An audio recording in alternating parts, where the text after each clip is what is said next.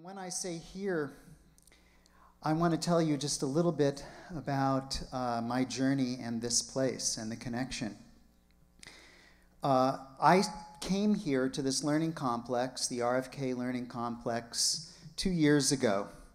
And when I walked into the building, I had this extraordinary sense of the historic importance of this place. And this is a place where one dream died and another is being reborn. And that is happening right here in this moment with you as you're participating in this event. So I want you to notice, here's the school, and there's a circle here. And I'm going to be talking quite a bit about circles and how these young people who are up on the stage with me are using the circle. I'm going to be talking about the oldest new thing around. You've learned a lot about technology today and social networking, but there's this old thing that is about sitting down together, eye to eye, face to face, and having real conversations. So I'm going to be talking a bit about that as well. But I want to tell you a little bit of a story about me as well. In 1965, I was 9 years old. And like most 9 years old kids, I watched a lot of TV.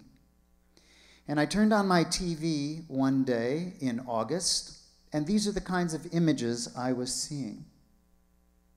African Americans burning,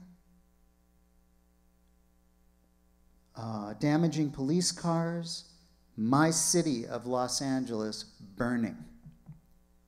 So what did I do, 9 years old? I did what every good 9-year-old does. I got my toy gun, and I went up to the roof of our apartment, and I was going to protect our home from these people. Did I know any of them? Did I know what this was about? No.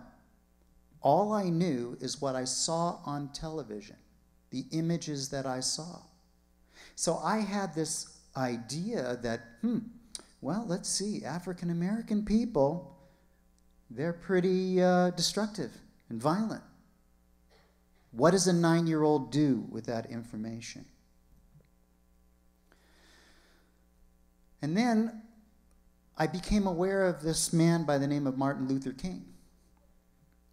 And I began to understand that he was someone who wanted to unite peoples, to bring them together no matter their color, their class, their race, their beliefs.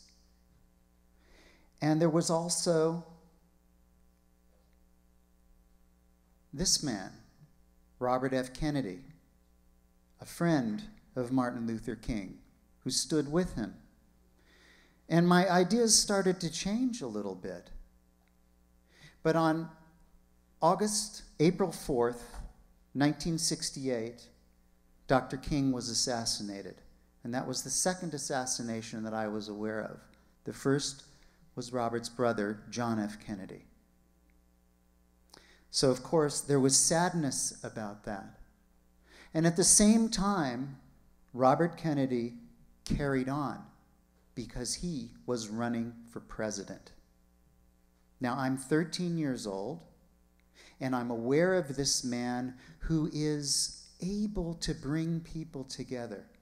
And it lifted my spirits to know about him. I was actually interested in presidential politics. And on June 5th, 1968, I stayed awake so that I could hear the results of the California presidential primary. And I saw this image on television. I watched a lot of television, as you can guess. And as you can see here, it says ambassador. That was right here where we're standing, in this sacred place. And I was elated because this candidate promised a dream of people really seeing one another, connecting to one another in meaningful ways, seeing past our differences. But as many of you know, on that night, he was also taken from us by an assassin. And I'm 13 years old. Once again, I see this dream die. And I fell into some despair and confusion. I don't think I was thinking about the kinds of things that you're thinking about now, how to make the world better. I basically just thought about myself. And eventually, I decided to become a teacher because I wanted to do something like make a living. And I was taught how to teach in the university. And very much like we just heard in the presentation, this is how I was taught to teach. I was to know before the lesson started what I was to do and what the students were to do, and what the acceptable responses would be. For example, I would greet the students and say, "Good morning, class," and an acceptable response was, "Good morning, Mr. Provisor." Now, if I didn't get that answer, I had to work at it and get them to say that. And then I'd ask them a question like, "What is poetry?" And I had to know the answer in advance.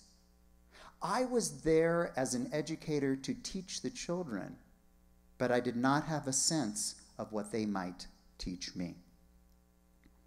Now, at the same time, I was involved in something called a mythopoetic men's group. Basically, it was a bunch of guys who got together every 2 weeks. We sat in a circle, and we passed a talking piece. And we spoke of poetry and mythology and dreams. And this was quite meaningful to me because I had never really connected with men in this way. Oh, that's not my men's group. That's actually a tribe of pygmy children playing a game called the Osani Circle of Love. This was their classroom.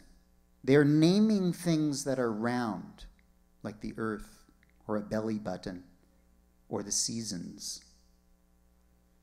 or life cycle. And they would go around and around, reminding one another of things that are round. So I walked into my class one day at Thomas Starr King Middle School, not far from here, and I said to my students, "I've saved the best for last." This was in May.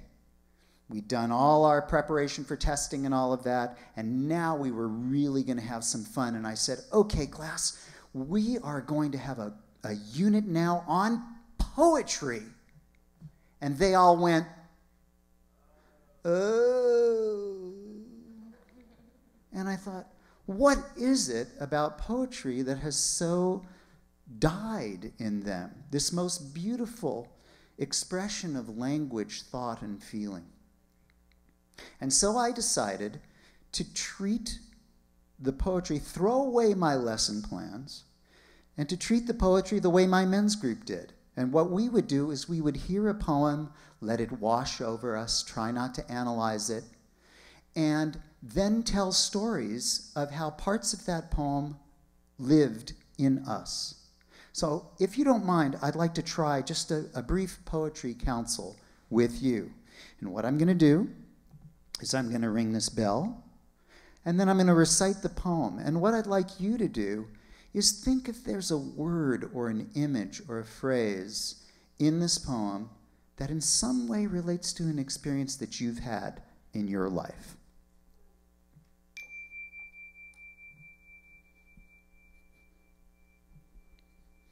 Sometimes I go about feeling sorry for myself, when all the while I am being lifted by great winds across the sky. Now think of your stories, think of your life experiences. Feeling sorry, being lifted by winds.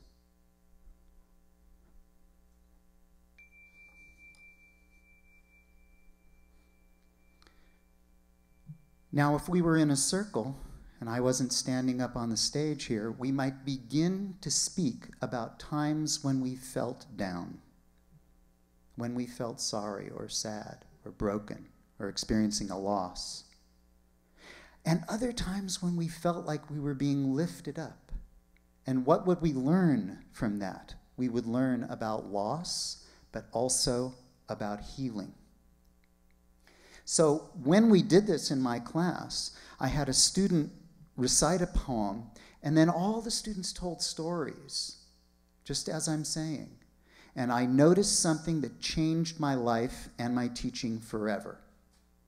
Student recited the poem, the stories were told, and then the student recited the poem a second time. And upon the second recital, I saw the circle do this.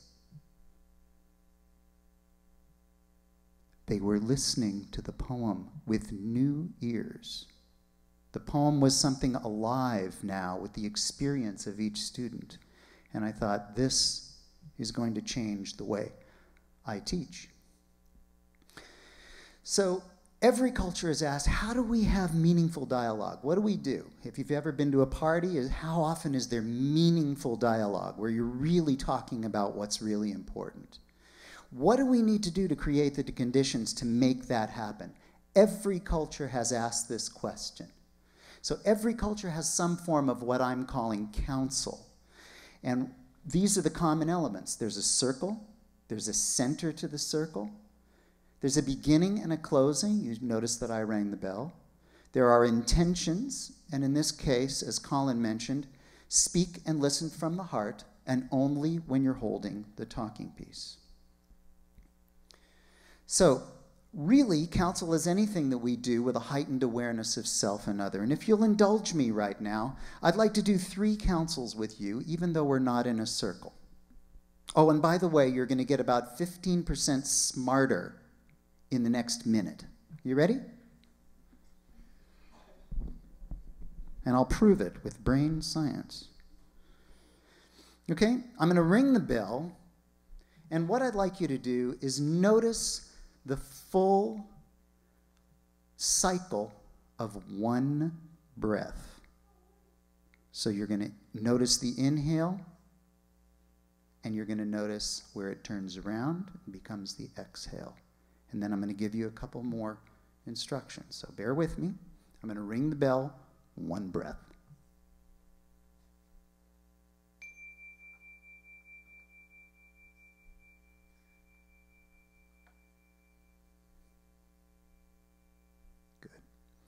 Hands up. We're all going to clap at the same moment. You ready? Very good. You want to try that again? Beautiful. See, we got better at it even the second time. I want you to do one more thing. One more thing. I want you to think of someone who is there for you no matter what. No matter how you do on the test, no matter when you fall down or make mistakes. One person who is there for you, either in your heart or someone that you actually know, present in your life now.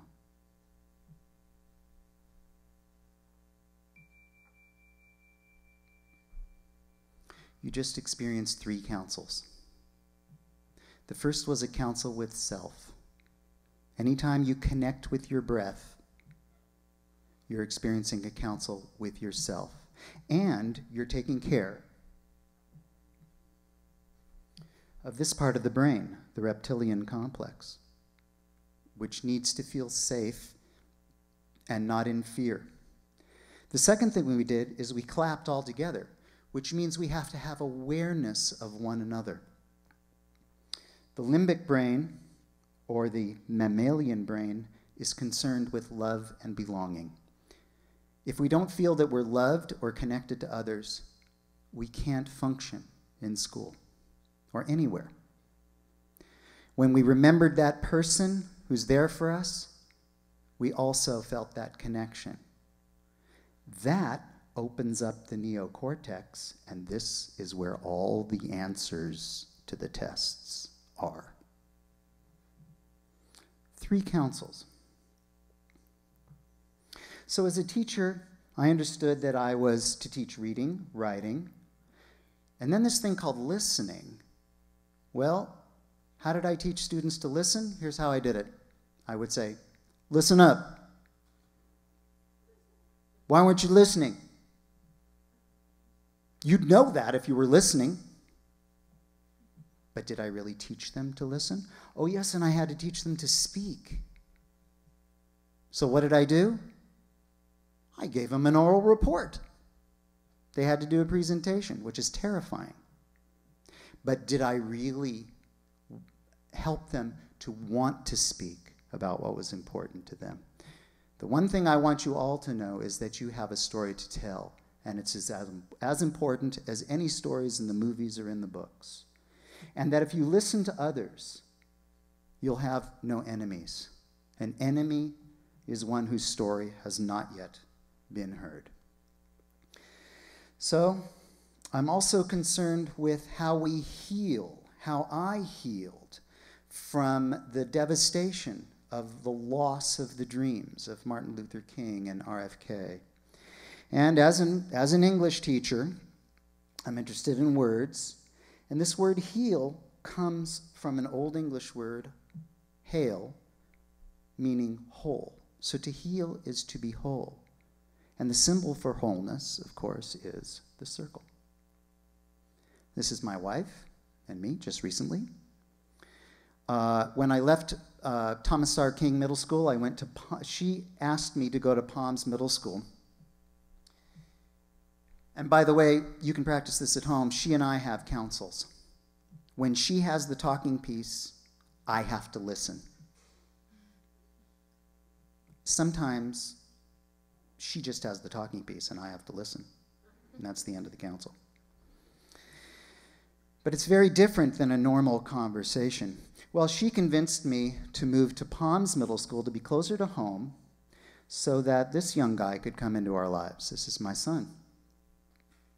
20 years ago, we were having his first birthday party on May 1st, he just turned 21, in the backyard of our home, and I could smell smoke. It was the smoke of people rising up in Los Angeles after the acquittal of the officers who were involved in the beating of Rodney King. It was the smoke of frustration that came after this young woman, 15 years old, was murdered over a carton of juice in a liquor store. It was the smoke of oppression and lack of opportunities and social injustice here in our city of Los Angeles. So what did we do? As the children watched this, there was a brave administrator at our school who was aware of this place called the Ojai Foundation, where they were bringing people from all over the world to listen and speak from the heart. This man, Paul Cummins, started a school in Santa Monica called the Crossroads School, and he gave an hour or two every week to have students sit in circle and to be in council. She, Lana Brody, who was my administrator at the time, went to Jack Zimmerman and Paul Cummins, and she was participating in a council group based on the way of counsel. And she spoke to them of the sadness of noticing what was happening at our middle school, which was that the blacks were together with the blacks, the Latinos with the Latinos, the Asians with the Asians, the whites with the whites, and they were all looking at each other and waiting for something to happen. So we determined to bring counsel to the school and started rearranging the furniture so that students would have an opportunity to really talk to one another. Counsel in schools in 2006 started bringing councils and circles into schools throughout Los Angeles. And that brings us, of course, to the people who are here today: Avison Global Leadership, Vaughn International, the Ambassador School for Global Leadership, all asking these questions of what it is to be a global citizen. You've already seen this. And the young people I'm about to introduce started doing circles in their schools, and then when their teachers who were taught to do it stopped doing it, they decided that they would start to lead the circles. And so youth council leadership was born. You've heard about Project Youth Serving Youth, taking it to the hospitals, planting trees, and so forth. And at this point, I'd like to introduce our students from ISLC. They are student council leaders. Daniel Cervantes, where's Daniel? Vidalia Mena, Rosa Garibay, Pedro J. Uribe, and Sayuri Sarango. And they're going to demonstrate a little bit of a council for you right now. So just come on out here. Do we have a mic for them? This one?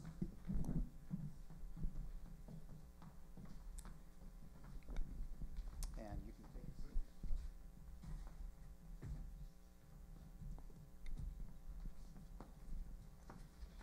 So they're each going to have about 15, 20 seconds to tell you a little story. And this council that we're going to use the microphone as a talking piece, if that's okay.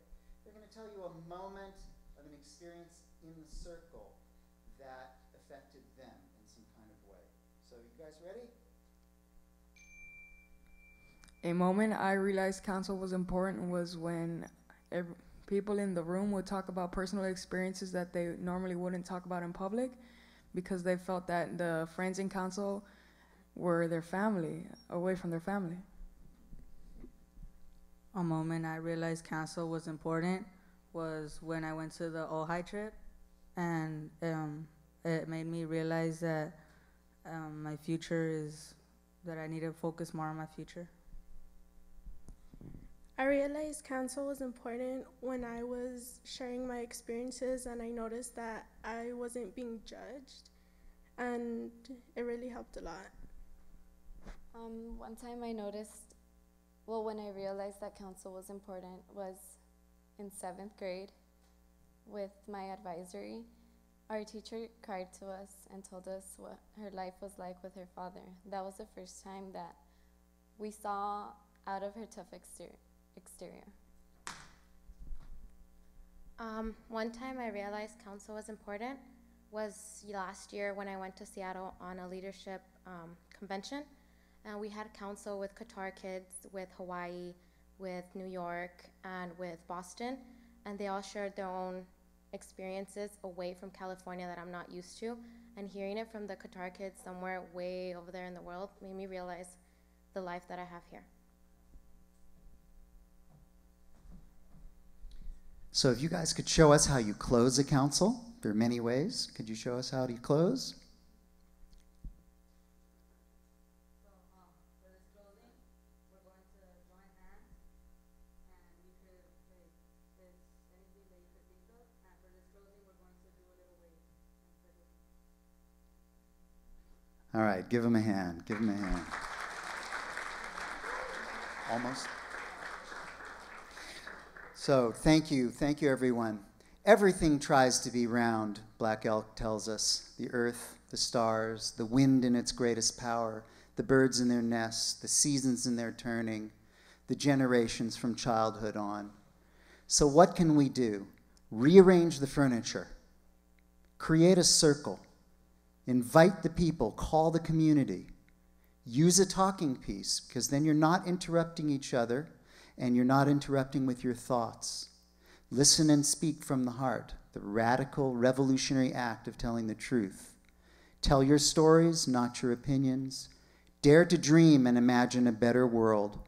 Take action, return to the circle, and start again and again and again. This is a picture of my daughter. I put her in because if she knew that I just put my son in, she'd be upset.